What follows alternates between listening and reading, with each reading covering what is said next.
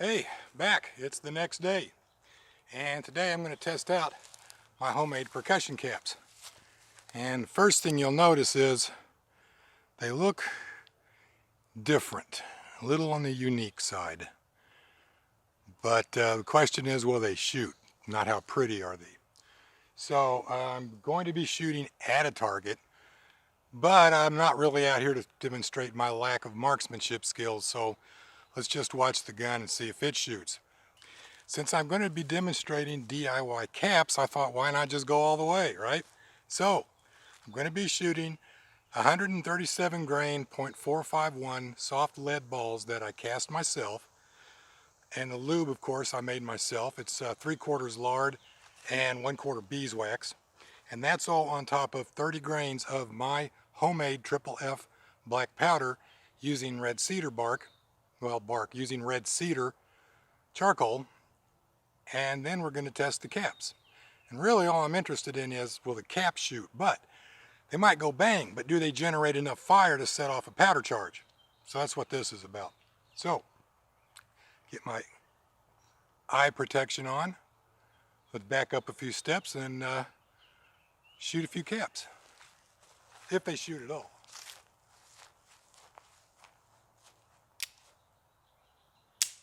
There's one.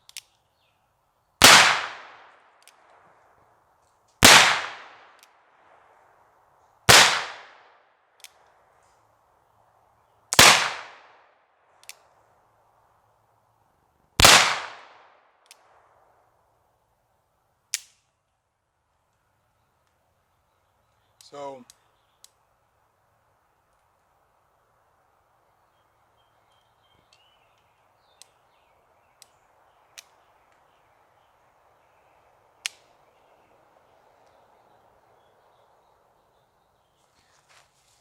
okay, so one cap failed to fire. And in all fairness, that's probably not the fault of the cap. Okay? I don't make my own caps as a matter of course. In fact, I bought this kit 2 years ago, and I've only used it once. And I had a couple of misfires then as well. So you probably just need to make them on a regular basis to get used to doing it right. I'm going to replace this one and come back and try it again. Yeah, that cap's no good. Yeah, no primer. Primer fell out. Now, was that me or was that the priming compound? That's something we're going to have to decide for ourselves. I'll be back. Okay, I'm back. Reloaded with caps from the wet charge method. So again, what I've done is I've put a commercial, actually a CCI number 10 cap on the one that didn't shoot the last time. And the reason I'm doing that is because if it doesn't shoot again, I don't want to mistake it for one of the other wet method caps. I wanted to keep this one separate, and if it doesn't shoot the second time around, I know there's something else going on. It's not the cap. Okay, so I'm taking that out of the equation. So I've got 5 rounds of the wet load method. I've got it set up where I'm going to shoot that last round that didn't go off first, get it out of the way. So again, 137 grain .451 soft lead balls that I cast myself, my own lube, 30 grains of my own triple F powder, and the wet load, or wet charge, I guess would be better, method of percussion caps.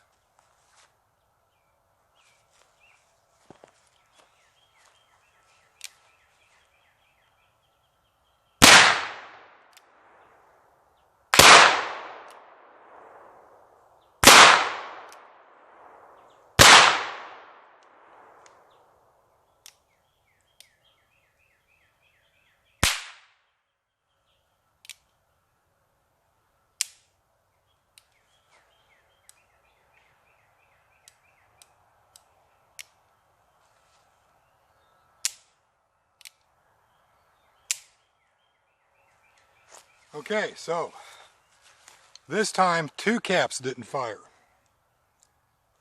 And here they are. Number 1 that didn't fire. Number 2 that didn't fire. And they are still fully charged, fully loaded. Okay, well, I came prepared.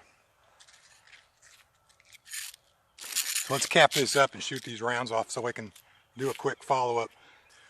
Okay, I got the last 2 rounds capped up, ready to shoot. Commercial CCI caps. But my black powder, my cast lead balls, my lube.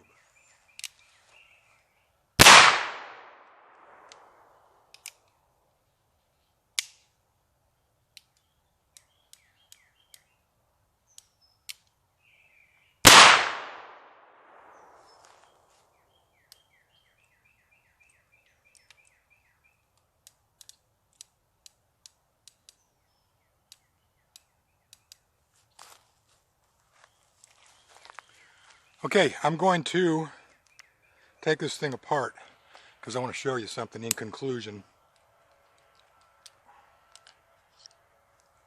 By the way, that homemade powder works pretty good, huh? Not bad. A little smoky, but not bad. Okay, so, conclusion. Well, we had quite a few misfires. Caps that just didn't shoot. One cap that fired, but it didn't have enough power. And remember, that was the wet load. I heard a little punk, but not enough, didn't get enough spark going to ignite the powder. But there's something about this I want to show you. Can you see that red stain on there? You see how, I don't know if it's kind of out of focus here, but can you see that red stain? There, see that? That's a pretty good indicator right there. That is not just cosmetic. That is future corrosion. That is not the potassium chloride, but it's got the potassium chloride in it, and it is on everything. It's on the barrel here. I don't know if you can see it in the camera, but I can see it. It's on the hammer. Again, I can see it in the light. I don't know if it's coming across in this camera, but I can see it. So basically everything's got to be stripped down and cleaned, and that means it's down in here too. So I've got to take the internal workings apart and clean that out. So, in conclusion, I wouldn't be too hard on the Primol or the percussion cap method itself for the number of misfires that we had. I think there's some other cause, maybe. I'm going to take the blame on this one. If I made more percussion caps, they would probably work better. Could I get any more in the sun? Jeez. That's a little better. I'm going to chalk this one up to my inexperience in making percussion caps. If I was to make more caps more often, I'm sure I would get better at it and I would get fewer of those misfires. It's just a quality control issue. I don't think it has anything to do with the priming compound or that aluminum cap itself. They seem to be working fine. The ones that fired very well. The ones that didn't fire was probably me. So, question was, can you make your own percussion caps at home? Yes, you can. The second part of that question was, do you really want to? Well, that kind of depends. If you shoot enough caps, you can save some money making your own. But you also want to remember that you are going to have a higher number of misfires than just buying commercial caps, simply because of the quality control. You're not going to be able to make every single cap with the same level of consistency that's going to get cranked out by a factory making millions at a time. Just not going to happen. But I like to look at it as a backup plan. Okay, plan A is to stock up on commercial caps. $12 a piece for these things, 100 caps. Whenever I find 2 or 3 on the shelf, I buy them and I put them on the shelf. And I've got several thousand put back. I've lived through several panic buys when even percussion caps were literally impossible to find, either in the local sporting goods stores or even online. Sold out, sold out, sold out. So I learned a long time ago, stash some back. That's plan A. Plan B is if for whatever reason I lose the caps or I use them all up and you know, the zombie apocalypse is going full blast and I just shoot so many zombies in the head I run out of caps. Now what am I going to do? Well, I've got another couple thousand, actually 5,000 or 6,000 maybe. Actually probably around 10,000 put back in priming compound, H48 priming compound. And all I need are some empty beer cans, soda cans, and I'm good to go. So yeah, you can make your own caps. Oh, another reason to question, do you really want to or not, and that's the corrosion issue. If you're using a smokeless powder substitute like Pyrodex or 777, because sulfur free, you don't have to worry about cleaning so much, not because Goex went out of business. Yeah, I got some of that put back too, part of plan A. Y'all should have thought ahead, man. Okay, you can complain about you can't find Goex anymore, or you could have been stashing some back out in the back in a concrete bunker. But anyway, that's neither here nor there. If you went to a sulfur-free substitute powder because of the cleaning issues, you're basically throwing that away when you go to making your own caps with the Primol, or H48 as it used to be called, because of that potassium chloride situation. You can go on the internet and you can find some different priming compounds that do not produce the chloride, but they're going to be based on lead instead. It's going to be a lead stiffnate, a lead azide. It's going to have tetrazine, PETN, barium nitrate as an oxidizer, which itself is very toxic. You could poison yourself just breathing the dust in on barium nitrate. It's not like potassium nitrate. That stuff is dangerous. And you got to have special permits, special licensing. It can't be shipped through the mail. You got to have special storage facilities. Yeah, it can be done. Well, in some jurisdictions, it actually can't even be shipped to your house because they're explosive. It would have to be shipped to your nearest FFL, Federal Firearms Licensed Dealer, and then you'd probably have to sign for it. If you don't want to do that, then yeah, you can use the H48, but you're giving up your cleanliness situation. Did I say that?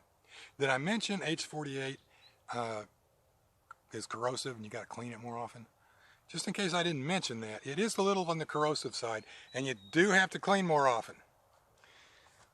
So, hope you enjoyed watching this little video. Next up, I'm not sure. It occurred to me that I have not done a video on shooting my 1849 pocket gun yet, which I need to do. And you know what that means? Meat target. Or I could do one on making your own black powder at home, or any one of several other videos. So let's just go with a surprise on this one. Either way, it's going to be fun, huh? Stick around.